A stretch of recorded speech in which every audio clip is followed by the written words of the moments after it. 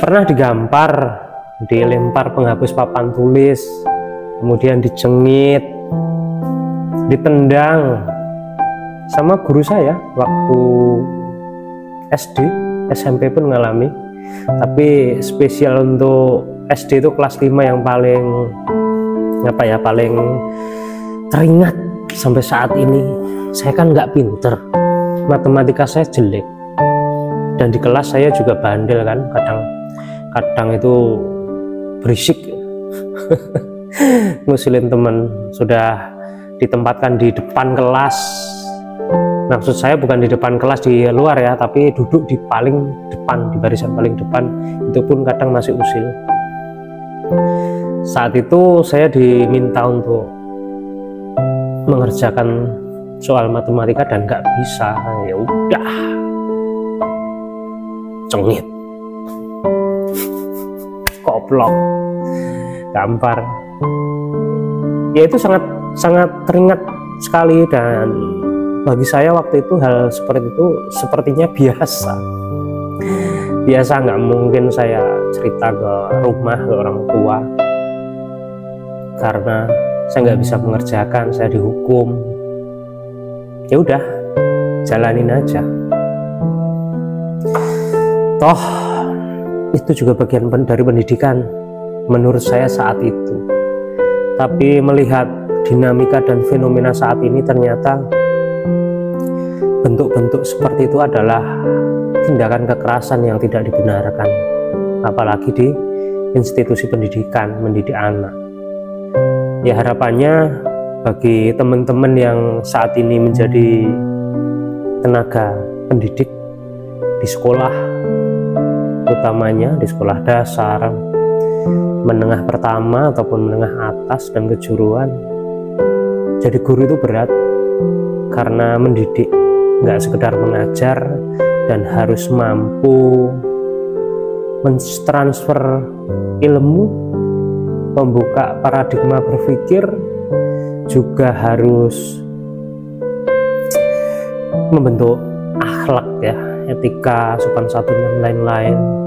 Itu akan sulit, apalagi harus berhadapan dengan murid yang kadang di luar ekspektasi kita. Muridnya nakal, udah diterangin seperti apapun nggak mudeng-mudeng, ya seperti saya tadi.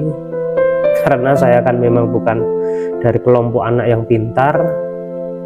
Di kelas 5 waktu itu, satu angkatan saya itu ada 26 orang, dan saya biasanya di peringkat 10, 9 itu kan menengah, tapi menengah nggak pintar, nggak mungkin juara 1, 2, 3, nggak pernah.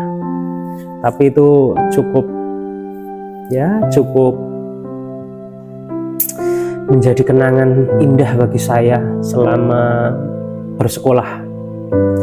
Harapannya pendidikan di Indonesia kedepannya menjadi lebih baik, pendidikan yang ramah terhadap anak-anak usia perkembangan ya, karena anak kecil, remaja itu treatmentnya harus mengedepankan hati juga, nggak karena emosi. Mungkin bisa jadi kan seorang guru sedang ada masalah dengan suaminya atau istrinya di rumah, atau sedang ada permasalahan ekonomi atau lain sebagainya, akhirnya mendidik di sekolahan, emosi-emosi yang seharusnya ditinggal di rumah dibawa.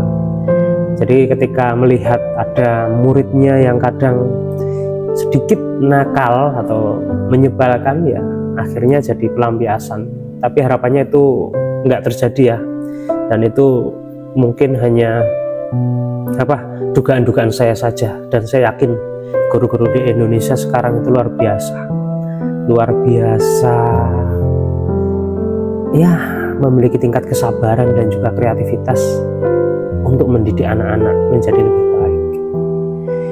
Biarpun tidak pintar saat di sekolah, seorang anak-anak ya, anak didik kita pun punya hak yang sama untuk meraih kesuksesan. Dan itu pun bisa saya buktikan bahwa biarpun saya nggak pintar, tapi karena saya memiliki motivasi dan juga semangat yang tinggi untuk menaklukkan pendidikan dan juga mewujudkan cita-cita. Saya bisa menyelesaikan pendidikan tinggi, pendidikan yang puncak ya, hingga sampai ke jenjang doktoral, itu kan puncak. Berjalan lancar di perguruan tinggi yang baik juga. Itu pesan saya buat rekan-rekan semuanya, kalau menjadi guru jangan pernah meremehkan anak didiknya, jangan memberikan hukuman fisik. Tapi kalau anak didiknya sedang mengalami permasalahan, mungkin tidak bisa konsentrasi atau melanggar suatu kedisiplinan, boleh didisiplinkan, tapi tetap mengedepankan perasaan, mengedepankan hati, agar kita kalau menjadi seorang pendidik itu dikenang dengan segala bentuk kebaikannya. Terima kasih.